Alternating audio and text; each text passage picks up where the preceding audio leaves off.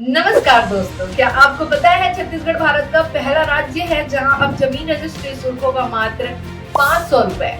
और वो जमाना गया जब करोड़ों की जमीन के लिए जमीन रजिस्ट्री शुल्क 80 से 90 हजार रुपए लगते थे। तो आइए जान लेते हैं कैसे होगी मात्र 500 रुपए में आपके जमीन की रजिस्ट्री।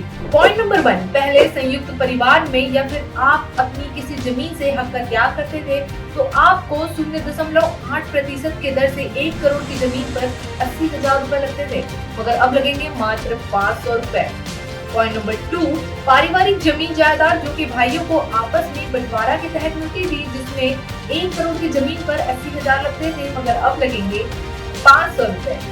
पॉइंट नंबर 3, पारिवारिक दान के लिए आप कोई संपत्ति किसी भी रिश्तेदार या दोस्तों को दान देना चाहते हैं तो पहले 1 करोड़ की जमीन पर 80 हजार रुपए लगते थे, मगर अब लगेंगे जी हाँ मात्र 500 रुपए।